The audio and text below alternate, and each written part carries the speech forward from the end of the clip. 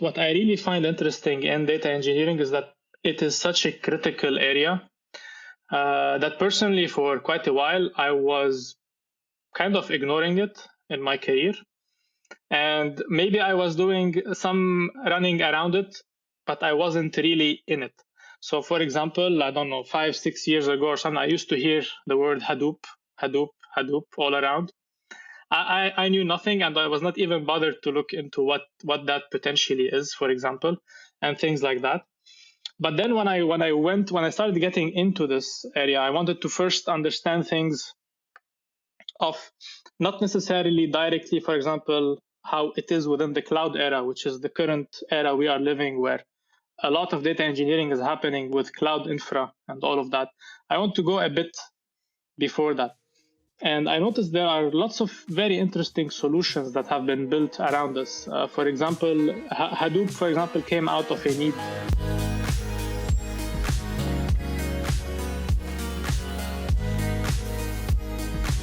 Good morning, good afternoon, and good evening, everyone, wherever you are. Thank you very much for joining us on yet another episode. Today, we're going to talk about data engineering, and I could not think of a better guest for this topic than my friend and my former colleague, Ayman Farhat. Ayman is currently a senior data engineer at Google. He has spent 5 years working over there. Prior to that, he was a senior engineer working on web performance and developer tooling. He was also a solutions engineer. So he literally covered the whole spectrum in terms of, what software engineers can do from consulting, sales, and software engineering per se. But today we're going to focus a lot on data engineering. Ayman, thank you very much for joining me and for making the time for this. Is there anything you would like to add to your introduction or to your background?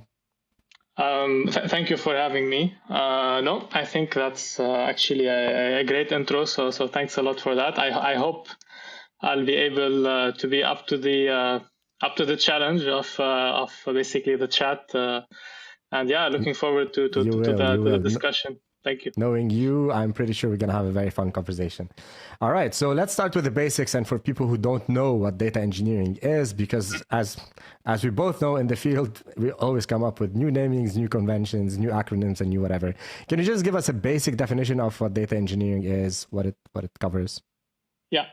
So okay, yeah. The way I'd like to somehow see it is, let's start with the problem we're trying to solve with this whole industry that it's obviously became a whole industry on its own.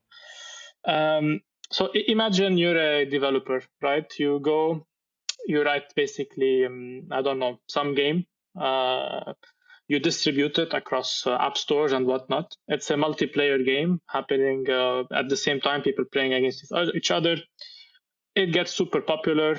You have an API. Things are basically pinging your API, the status of the player, what they are doing, the requests, etc. Maybe it's a semi-real-time game. Let's make it simple. Maybe it's a turn-based game or something like that. And you're getting, thousands of requests per second. Let's say you're logging those somewhere, you're dealing with some of them, etc. Now, obviously, your product has grown. You are able to meet the demand in terms of scale, for example, for your app, for your API. You're able to make the game happen, right? But at the same time, you want to basically look, for example, at data in a retrospective way, as in, you want to understand your users. You want to understand, let's say, the demography.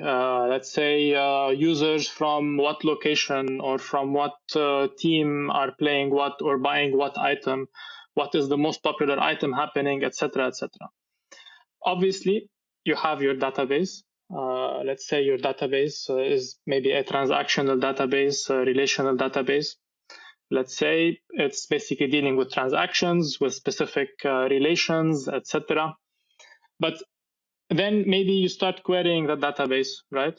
You query the database, but at the same time, this database is being used as well for basically processing your transactions and for being always available to actually support the application and the API. Mm-hmm. For example, maybe you as a founder, you start doing that yourself. You start also querying the database for analytics. You want to understand your users, right?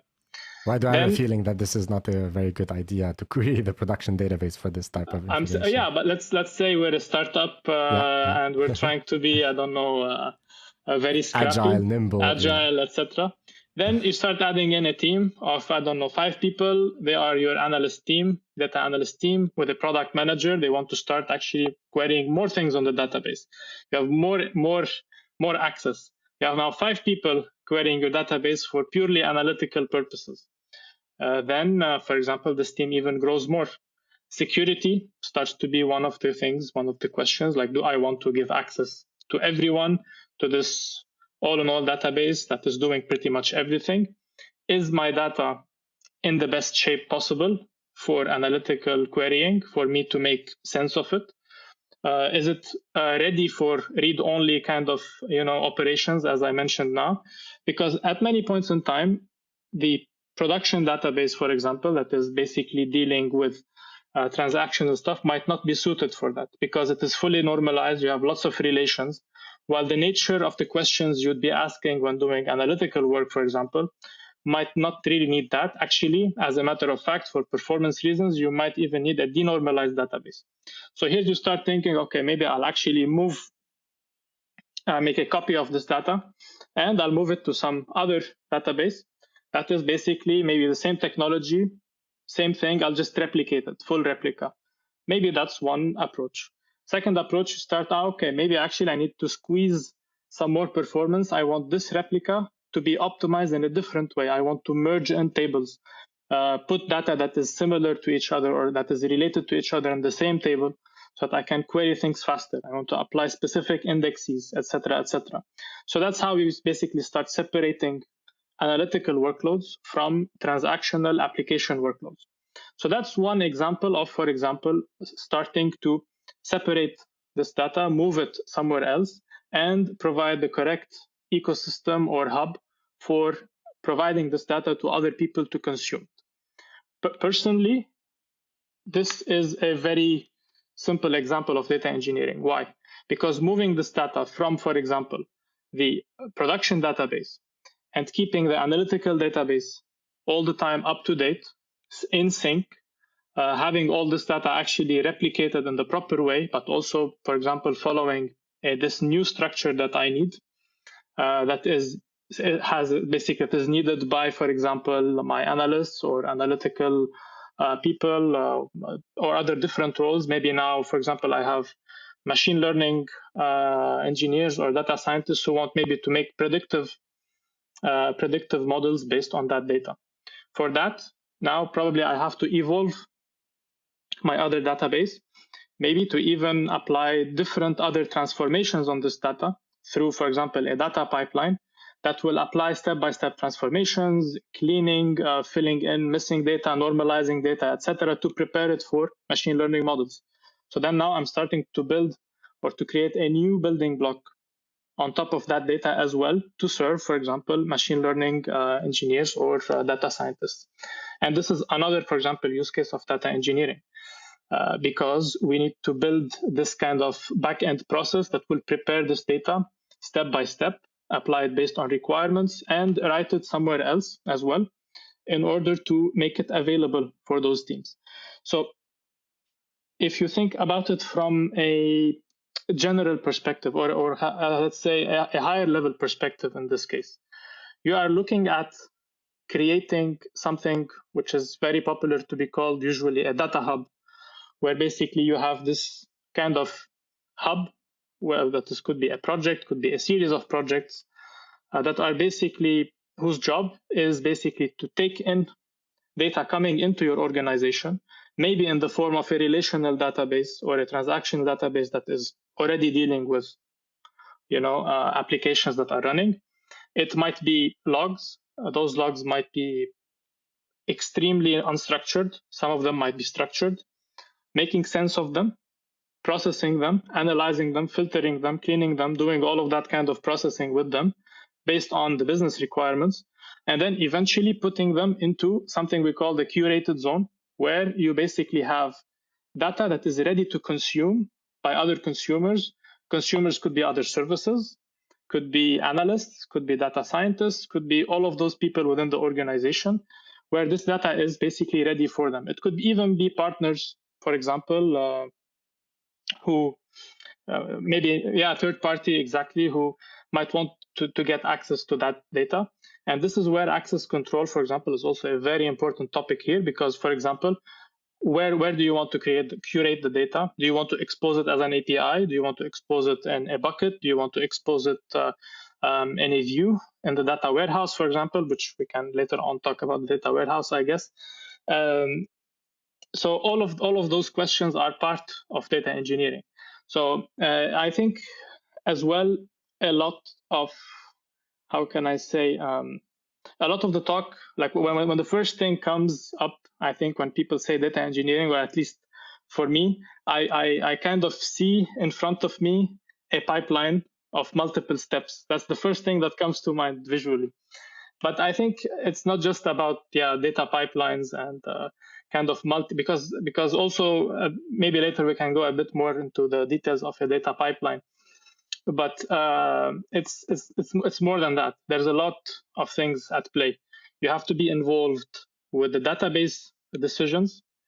You have to be involved in the data warehouse decisions. How will you structure your data warehouse? How will you structure, how will you deal with unstructured data? How will you deal with structured data? What kind of formats you want to deal with?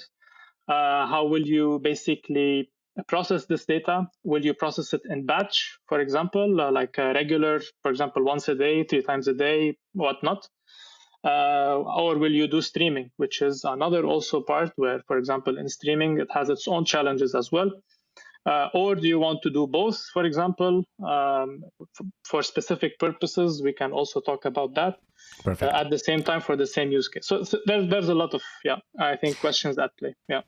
Fantastic. So there's a lot to unpack here, and thank you very much for this great starting point, because this paves the way for a lot of the questions that I want to be asking about today. So data engineering is pretty much the manipulation of data or the management of data across multiple states, across multiple times, for different purposes, for different requirements, for different reasons, and for different stakeholders, whether internal or external, if we are to summarize it a little bit. I want to ask about infrastructure. So you manage a lot. You talked about databases, for example, and maintaining these databases, doing replication, so on and so forth. Is the data engineer involved with, for example, setting up these databases and making sure and configuring the replication exercises? Do you set up your own warehouses, for example? Do you manage this infrastructure yourself, or are you more responsible for the after the fact? After these are set up, this is where your role comes in. Yeah, that's actually a great question, and I think as it is with all answers out there, it depends. But I think in this case, it depends on the team.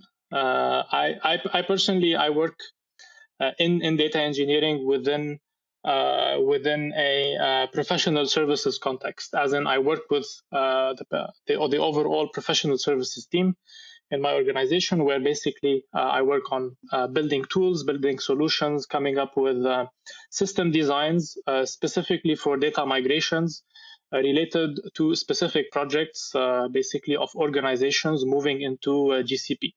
So we do deal with a lot of technical teams, external technical teams, partner technical teams, our technical team, the migration process, the system design, and the tools built or reused related to those migrations.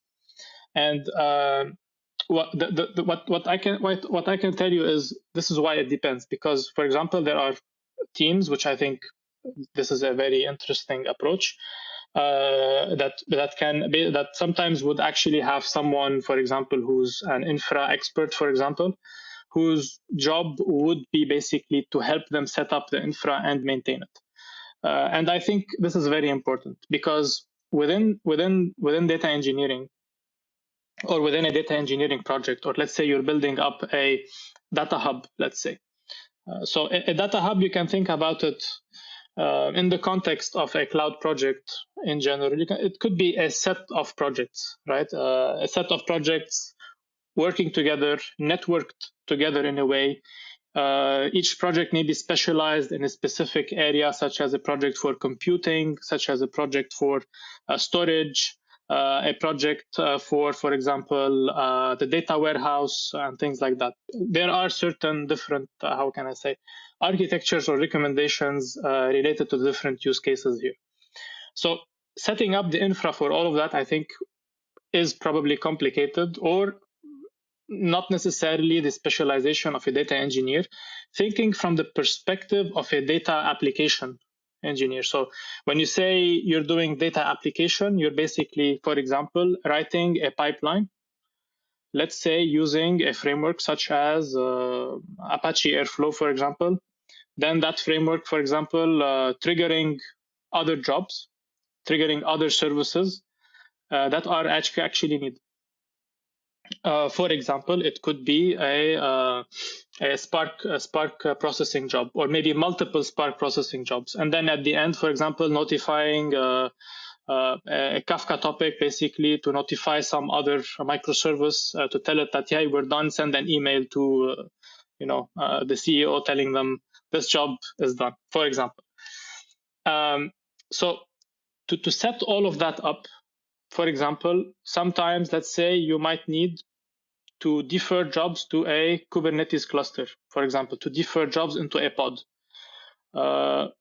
Because basically the requirements of the pipeline tell you that you want to run this and within the script into a container, run it, let it finish in that container with its dependencies, give me back the result, and then go to the next step in this pipeline in Airflow, for example, and then do something else.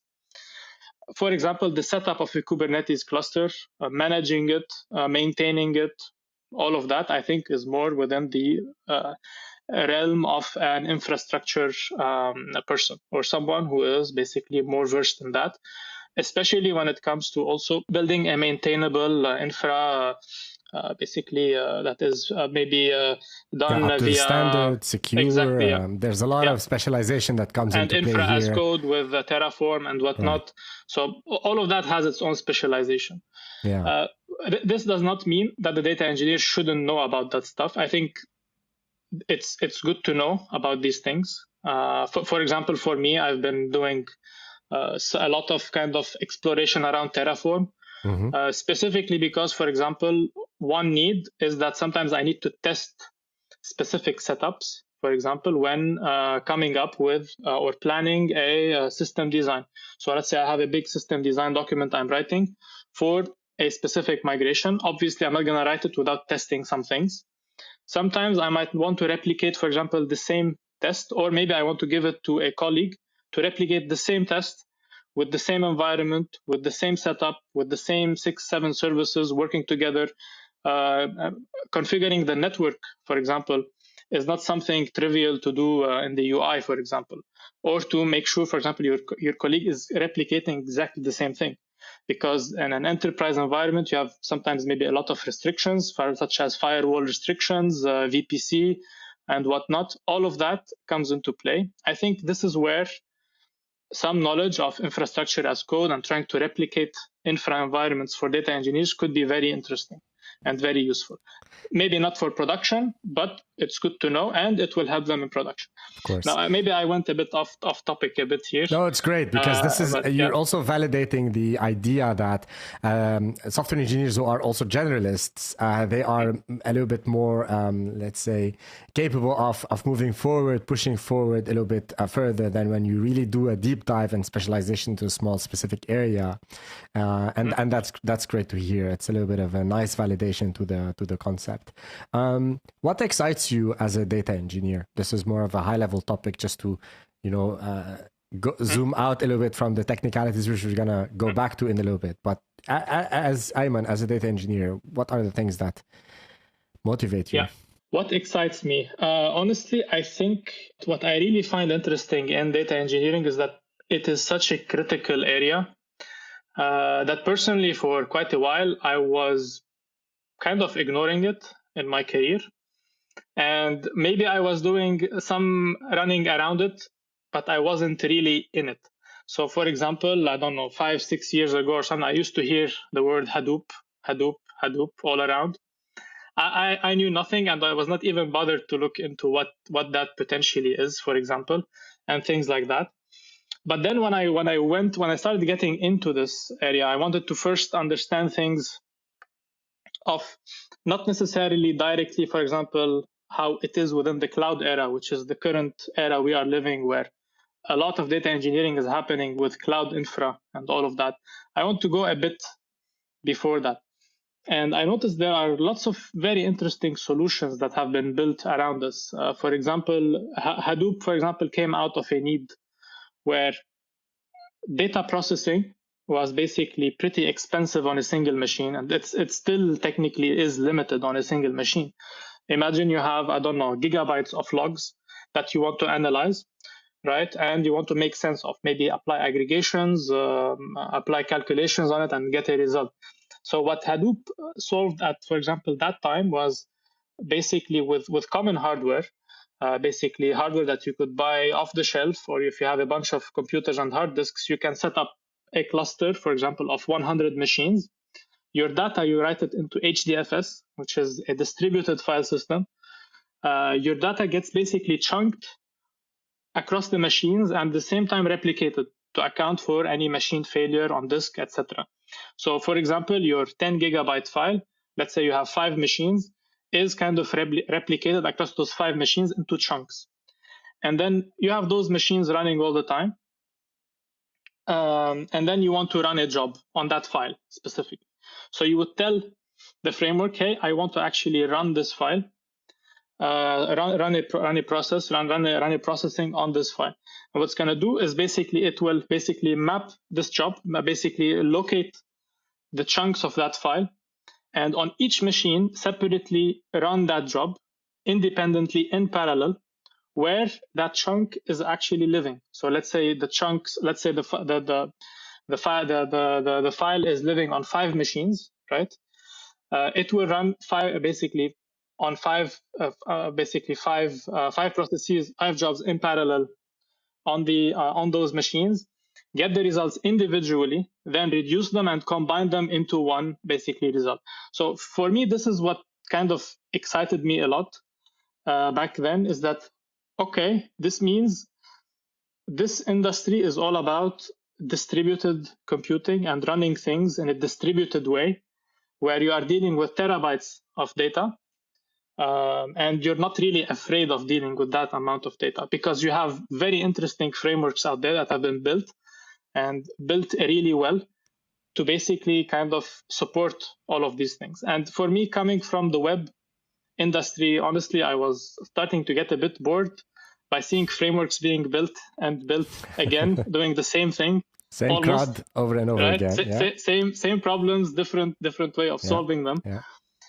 So I kind of found a breath of fresh air with data, because, yeah, as I mentioned, it's a very critical thing. It's at the core of any business. Any business is creating data, a lot of it, and wants to make meaning out of it. And you cannot do this without properly having processes and software written for that. So that's, I think, what again, data engineering is, and I think it's very interesting. Now that you're talking, you're getting me excited about it. And as you speak, I was just thinking about, this HDFS, how it works, and I was thinking that it would be a nice, fun weekend exercise if we, for example, create a smaller version, or like a draft version of HDFS, and see if we can actually get a miniature version of Hadoop up and running. For listeners who are listening to us, this could be a nice exercise for you if you're into that type of stuff. That's great, Ayman. Thank you very much for that. Let's go back to the professional data engineer and tell me a little bit more. Where does the work of the data engineer end? Where does the work of the data analyst, for example, start, or the data scientist start, right? Because these are the people you interface with the most, or maybe if not data analysts, business analysts, maybe, I don't know. Can you tell me more about that? Yes, I think, that's also a very, very, very accurate question in terms of roles and responsibilities, I guess, in this case. The way I see it is that, for example, let's say a data analyst. I would see a data analyst as from the consumer end of the data after it has been cleaned, processed, prepared for their use. So I would say data analyst or data scientist usually can be, like, from the perspective of a data engineer in the industry as a whole, can be considered as a client of the data engineer in a way or another. The end product they are expecting is a data set that they can work with, that is probably cleaned up to a point, that is ready, that is available in a database or a data warehouse, that is basically efficient enough to actually allow querying, where they have the right access to query things and to basically analyze these things. Or, for example, a machine learning engineer who wants to basically take this data and build their own pipeline for specifically applying machine learning, for example, a machine learning process to generate a model and then test it and whatnot. So it could be, because if you think about it, the result of one thing, like the result on one end, could be the input of something else, of someone else's work. This is personally how I see it. And you can, in this case, kind of have a data hub being managed and built by data engineers, and basically other data hubs being built by more specialized people specifically around the analysis and understanding of the data. From that end, they can even maybe hook up, for example, their dashboards that they're building into the data that you've prepared in the curated zone that you made available, and then maybe they can visualize it and whatnot. So this is where Fantastic. I think so I think there's less analytical work on the data engineer side, and a bit more on the analyst side. Do you have to do some basic analysis just to identify whether you're, like, how do you make sure that your data is not maintains its integrity, right? Like, how do you know that after your transformations, your changes, whatever you've done, that the output of your work is actually correct? How does that work? Actually, there are different tools you could be utilizing for that that exist in the industry. I would say some of them are open source. Some of them as well are proprietary or sometimes could be internal. So yeah, but I think at the lowest, so also depends on what kind of integrity you're looking at. For example, are you doing a one-to-one migration, for example, from database A to database B? Then you could very simply apply a query on the left side and apply the same query on the right side, and then compare, for example, the results. Those could be maybe two aggregate queries, for example, on specific columns. If you see that those two columns add up equally, that could give you a sense of the data. Or maybe you can take a small subset, like a randomized subset from database A to database B, and you compare both subsets randomly multiple times. So you can check, okay, yeah, it makes sense. Those samples are actually similar or close. So I'd say the methodology would differ depending on what you're expecting here. I would say as well, if you're applying, for example, transformations, in this case, I think it could be a bit more tricky if it's on the level of transformation. So I think, yeah. Now, when you're applying transformations, what's important is that your pipeline code, you need to treat it just like any production code you would be running, like a backend code, front end code, whatever. At the end of the day, it's an application.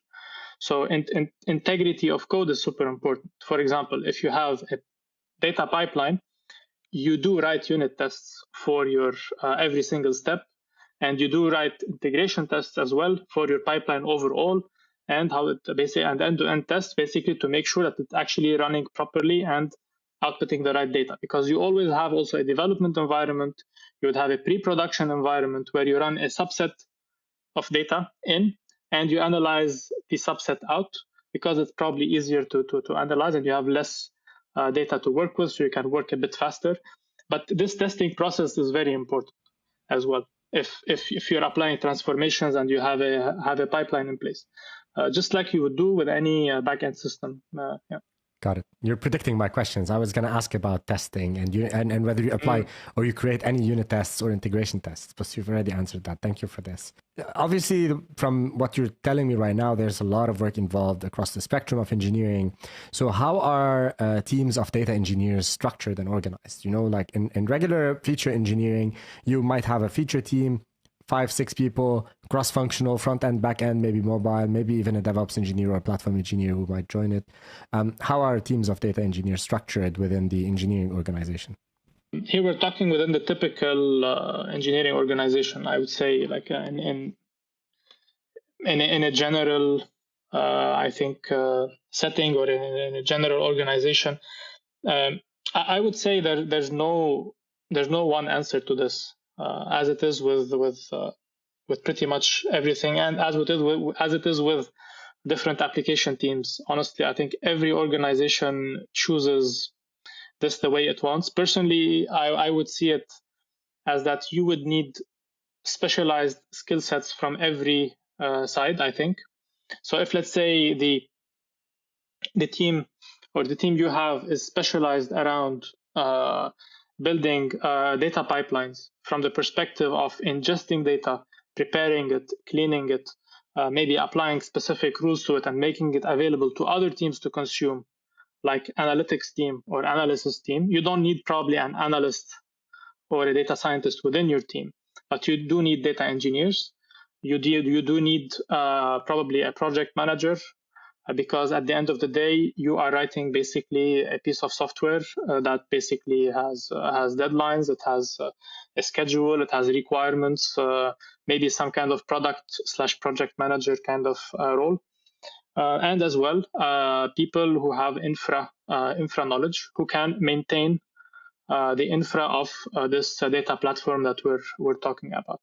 Now, maybe in other teams, they like to separate infra completely away from the data engineering team. I think here, for example, it might be a bit different. Maybe this would be more from an organizational perspective, a decision up to the company that hiring those people. So, but this is where I think communication becomes more of a more of a thing, more of an important consideration as well, because you're basically dealing with cross functional teams in this case. Yeah. All right. So, Ayman, you mentioned that at certain occasions or on certain occasions, you would actually write code, specifically maybe when transformations are involved or when ETL is involved. Can you tell me more about how you would manage this code? Do you store it in Git repositories, for example? How do you manage change for these code bases? Has to follow the same principles as any application you would build within a software development team, I would say. So obviously, Git makes sense. Git would make sense. You would have to obviously apply code reviews on the pipelines, and as well, you would potentially have some kind of CI/CD deployment pipeline as well. Now, for data, sometimes there are some considerations related to CI/CD, for example, to basically take into consideration related to the different frameworks you would be potentially using. For example, let's say you're using, for example, Airflow, right? Airflow can be hosted kind of manually. You can set it up on a regular VM server, for example. But at the same time, different cloud providers provide, for example, an abstraction on top of Airflow, basically to make it a bit more easily to work with, in a more scaled setting. I'd say, for example, on GCP, it could be Cloud Composer. So basically, it's a managed Airflow environment provided for developers. Instead, for example, of interacting and setting up, for example, the code and dependencies on the file system of the server that is hosting the Airflow instance, it would be, for example, set up on specialized buckets and whatnot. So here, for example, the CI/CD process has to adapt to those different setups and those different environments based on the cloud environment you are operating in, whether you are using this abstraction kind of service or using Airflow as a service, or you're setting it up yourself, or maybe in a manual setup. All of this, I think, needs to be taken into consideration. But I would say also, in terms of process, it could be very, very similar to that of the regular software engineering process in terms of having branches, feature branches, merging into the main branch, having code reviews and whatnot for pipeline. Pipelines are pretty much just like any backend code you would write, I would say. So from that perspective, I was sorry. Pipelines for pipelines. Yes, exactly. Pipelines for pipelines. Yeah. Got it. Perfect. I think it's pretty clear. Yeah, go ahead. Actually, one thing that came to mind now, which might differ as well, is that some data teams like to work a lot with SQL. And here, I think, is some, in this case, I think there are some challenges. So a lot of data teams come from the background of writing a lot of SQL. I know, like I've seen a lot of kind of organizations or companies that kind of maybe have people with a very strong analyst background moving into a data engineer kind of role. And there is a lot of interest in writing SQL in terms of within the pipeline itself, because SQL at many points in time is not just how can I say used for purely generating reports or pure analytical work, but sometimes it can be used for transformations. So a lot of tools out there, a lot of open source tools, a lot of libraries would kind of allow you to have an SQL-like interface for basically writing steps of your pipeline to apply transformations rather than just necessarily, how can I say, run a report and get the report out and then, put it somewhere else. Can we clarify this a little bit just for out of curiosity? So is it an SQL-like language? So it's a separate DSL, or is it actually SQL that is being used for these transformations? Here it depends on the framework. So some frameworks only provide it like an SQL-like DSL, as you mentioned. Within the Hadoop ecosystem, there are a couple, but also some, for example, data warehouses, such as, for example, BigQuery on GCP.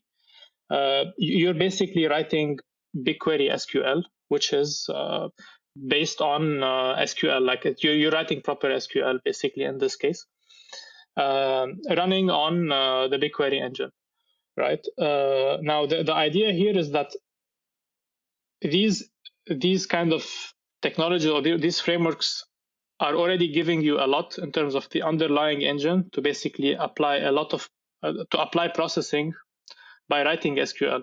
So then you can be basically using SQL to create transformations and then write the results, for example, into intermediary tables.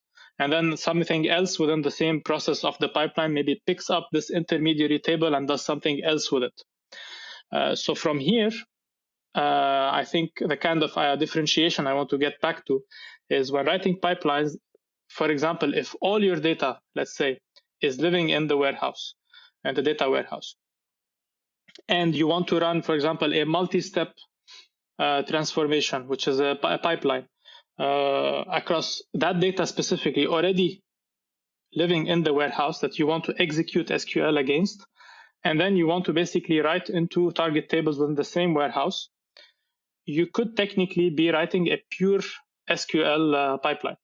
You could do that. And this is, I think, kind of very related to the ELT kind of concept. So I think maybe as well we have to clarify a bit the ETL versus ELT kind of concept within data engineering, which maybe I did not really highlight much.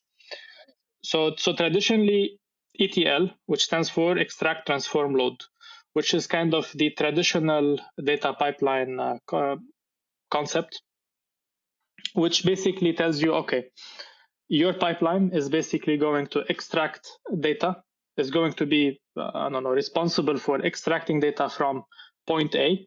Say your pipeline is written in Python. step one, let's call it task one, right, in this pipeline, is going to go use the API of the block storage bucket, get this file, load it into, let's say, a temporary storage somewhere, basically then trigger the next task, which will take it from this temporary storage, run transformations, clean up, let's say validate some rows, remove some rows, etc., prepare it. Then take that data, create, let's say, a DML job on the target database or the warehouse to write this data into a table. And then let's say you would be considering this data as ready to use by the analyst. So this is one approach. You say this data is now available, let's say, on this table. Okay, I'm going to say, let's say it's clean and available.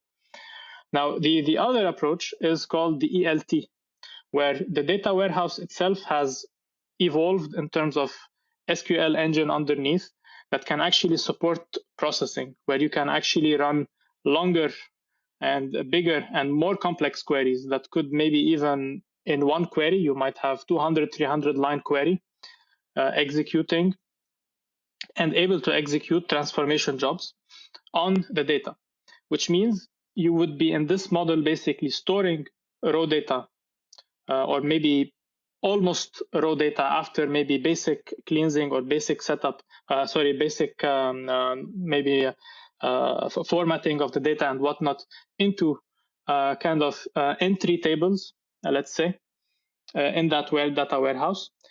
And then all the rest of the processes, instead of using Python and whatnot, you would be using SQL to basically pick up this kind of a second level input or second stage input data you have now on your data warehouse as a table using SQL, apply different steps in SQL, like one step, second, 3, 4, 5, 6, one after the other, store the intermediary results in intermediary tables that are written as temporary tables, then eventually have the final result in a table. So this is where you would have written kind of a full pipeline purely in SQL, orchestrated by a specific framework, such as Airflow, which allows that, basically. Yeah. So that's one thing. Now, where is the kind of consideration here that I wanted to get to previously? It's basically SQL is kind of not a traditional language to work with in terms of like writing much logic or transformations. Because the question here is, and the challenge is, how will you test your SQL? Because you cannot really write in the easiest way possible SQL scripts that are testable and that you can easily test with unit tests and whatnot. So from one end, it's convenient. From another end, it's harder. And the more complex the SQL becomes, also the more complex to review. So code that is written, for example, in Python can follow a lot of best practices and things like that the industry has perfected over the years. But with SQL, I think you can have much less, opinionated guidelines potentially there, harder to think about in terms of a code review if you have a 400-line SQL script. You need to pretty much load all the data into your internal brain memory so that you can reason about the query itself. And then you maybe need to test it manually. So testing here becomes harder and reviews become harder. And I think this is one differentiator I can think of as well from the regular review CI/CD process and stuff like that related to general software engineering applications. Yeah. Can't you test the SQL on a subset of the data that is smaller? Okay, so that's generally what happens. All right, clear. I want to understand also, what is the difference between a data lake and a data warehouse? Yeah, so the data lake, think about it as kind of the main, you can think of it as a main entry point for all the data that you want to basically be working with. So a very, very traditional way of thinking of a data lake as simple as a bucket or a series of buckets within that have the specific kind of purpose of storing data that is either raw or semi-raw that has just entered into our data hub or our data environment that we want to apply transformations on and apply basically changes on and basically kind of, how can I say, enhance, aggregate, apply all of these things, and then eventually write them into a data warehouse. And the differentiation here, like one of the important differentiations here, is that in a data lake, you can have structured and unstructured data. And that's very important to keep in mind. So you could have JSON files, you could have XML, you could have Avro files that are structured, because Avro, you can define structure in the file itself for the data that is within that file, versus, for example, JSON or XML, you can with an XSD, for example, a separate file. But yeah, so here you could potentially be storing unstructured data, data that is not really. What is it? Is it more of an object store, the data lake, or okay? You can think of it as an object store. Yeah. Some people might also want to, for example, deal with part of the data warehouse as a data lake. So it would be still structured, but not the final form that it needs to be in.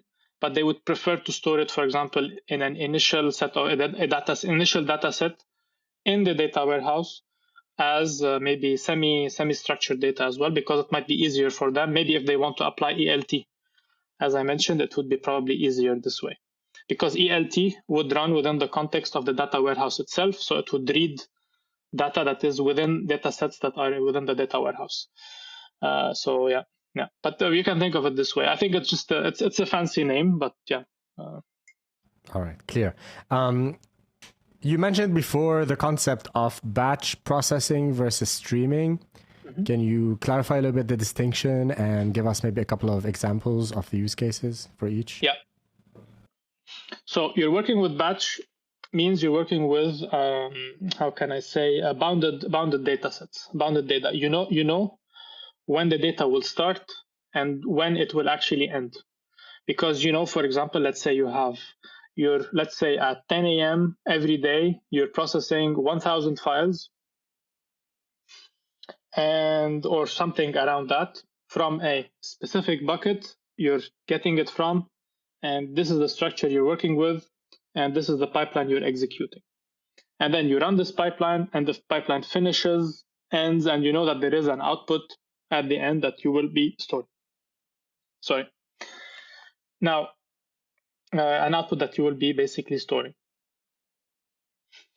Now, if we think about it from the perspective of streaming, that's, I think, simply for supporting other use cases. Because, for example, you're a business. Let's say you have 100 branches of sales. You could choose to have a centralized storage. Let's say you're using object storage to just log everything happening in the store. We start from this basic example. At the end of each day, let's say the POS machine uploads a CSV file of everything that this POS machine has sold into this object storage. At the end of the day, by 12 a.m., we know all the stores have closed. We run a batch data pipeline that takes a finite number of files, loads them, analyzes them, applies aggregation, removes stuff that needs to be removed, gets filtered, whatnot, etc., and writes them into maybe a proper database for proper analysis with SQL later on. The data will be available the next day, for example, by let's say 9 a.m. for the business to basically be looking at. So where's the problem here? The problem here is that you have basically maybe accurate data, probably accurate data, but that takes time to actually look at, because you'll always have to wait for the next day. It's delayed. Exactly. It's not real time. While when you're talking streaming, you're basically opening up a whole set of new possibilities in terms of analytics. You can have now near real time, probably analytics, or maybe you are able to generate reports at any point you want. Because if, let's say, you have a streaming system where, for example, your POS machine now is, for example, launching for every sale it basically triggers for example, an API. They have an API endpoint running maybe somewhere on your cloud setup. For every request coming in, it's publishing a Kafka topic, for example, with basically a publish subscribe kind of topic that has all the sale detail, maybe within a JSON format, let's say. This topic will have subscribers. The subscribers could be a process or a pipeline that is a streaming pipeline. That is a pipeline always available, listening to events that are basically triggered. It basically processes them event by event in this case. So you get an event, you process it, and then you write it to the Docker database, and so on and so forth. And what this basically, at a high level, allows you to do is that if any analyst goes right now to this target analytical database that they have and they run a query, they will get kind of the latest data in terms of sales that is actually ready to be transformed or worked with or analyzed, or maybe they can build a dashboard that can refresh maybe every minute and basically show them up-to-date data. So this is kind of the advantage of streaming. Now, with streaming comes, I think, a lot of challenges. Traditionally, there were always frameworks. Traditionally, we're saying there were always frameworks that were specialized for batch and frameworks specialized for streaming. Basically, you need most of the time, or at least even if the framework supports both, most of the time you need to write code specific for batch processing and code specific for stream processing. So those need to be different code bases managed maybe by different teams, depends, or maybe the same team, basically. And those would basically do more or less the same maybe transformations, at least from a definition point of view, or maybe from a requirements point of view. If let's say it's dealing with the same thing. Now the question here is, what if you wanted to, or let's actually take a bit of a step back on that, and let's say you were trying to aggregate things in your, let's say your traditional batch pipeline in terms of logic aggregates, for example, by specific timeframes. That is, for example, I want to aggregate all the sales happening every hour, right? So then you would basically get, for all the sales happening every hour, for example, an aggregation of one row in the target database, for example. This is pretty easy to happen with a batch system, because you have all the data you need already available to basically apply processing on. The difference with streaming here is that you are dealing with unpredictable timing, potentially, more or less. You have, let's say, POS systems across the world, or let's say within a continent. Let's not overcomplicate it. Within a continent, maybe you have, I don't know, 600 shops, right, within a continent. Those POS systems have different, I don't know, how can I say, different people interacting with them. Some of them might go offline. Some of them might, if they, let's say they go offline, maybe the internet will go offline, but they will still be online, so they are able to write locally on disk and sync later on. But maybe they are not able to immediately send, for example, the topic, right? They are not able to immediately send this API request. Or maybe they will send this API request, but it will arrive late. And then within a streaming system, because you are dealing with unbounded data, you're dealing with data that will kind of never end, or like there's no end. You don't know when the end is. So you're dealing with windows. So let's say you are aggregating by 1 hour windows. If, for example, a topic arrives late to that 1 hour, it will actually miss being added into that 1 hour window.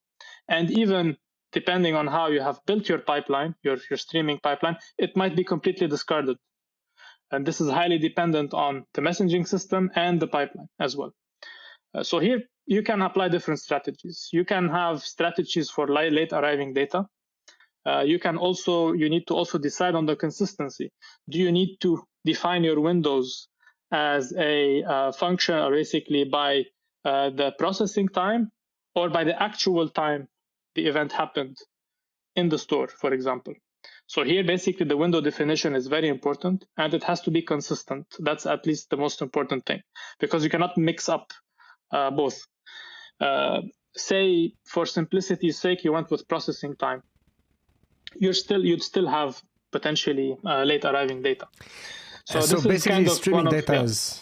Yeah, because of its inconsistency, like streaming data could be like nice to have a real-time snapshot of what's going on in general, but maybe we'll wait for the batch report to really have the consolidated final, exactly. status of where we are, let's say, on the business level. And this is what was known for quite a while as the lambda architecture, as in you would basically have two pipelines, basically one streaming, one batch. Basically, in streaming, you are accepting pretty much everything that comes in eventually. But for example, some events might miss the window, right? Or maybe if let's say you're going with a session-based window also as well, some things might miss the session and whatnot. You're still going to log those somewhere. So your arriving data will still be logged, but you will deal with whatever reaches, and you will write basically up to the knowledge of the system of what actually arrives in terms of data, in terms of streaming to, for example, maybe a NoSQL document database that is basically fast to query, potentially based on its structure, related to the aggregations or high-level aggregations you want to show to the business as immediate data for a real-time dashboard or whatnot. But then you're logging everything, and then at the end of each day, you are running a batch system, which eventually writes to this final analytical data set that would basically be considered as the source of truth for the business. So this kind of differentiation is very important to keep in mind. New frameworks came up to kind of try to solve this issue in terms of maintainability, at least of code, such as, for example, Apache Beam. So Apache Beam in this case is a pretty cool framework, allowing you to basically write your transforms, write your different steps of the pipeline for both batch and streaming in a unified language and a unified model. So basically what changes in this case mostly is the I/O part. But what you can do is you can reuse the different tasks you would apply for this basically analysis, because pretty much you might want to be kind of applying the transformations on data coming in streaming the same way you would want to actually apply it in batch as well. So you could actually do that with Beam with a bit more, maybe better maintainability in a way or another by using most of the pipeline. And basically switching basically the I/O part potentially. That's. All right, Ayman, fantastic insights. I love this deep dive so far, and you're obviously quite passionate about this field of yours, and you know quite a lot about it. The last question I want to ask for today, maybe the question before the one before the last, is when do companies need to start thinking about building data engineering teams, or about data engineering in general? Yeah, actually, that's a very interesting question as well, since I think kind of the way personally I see the industry trying to cater for the demand in general is that I think data crunching products are becoming simpler and simpler to use, and more democratized for teams that are not necessarily specialized in data engineering. For example, I think for like there are different frameworks, like for example Dataform, right? That can be very interesting from the perspective of a system of a data analyst. Why?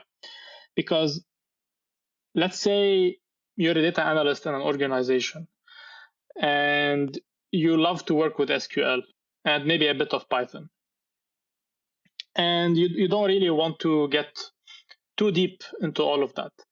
But let's say you start writing queries, and eventually your query goes bigger and bigger. You realize, okay, maybe this needs to be cut down into basically multiple steps.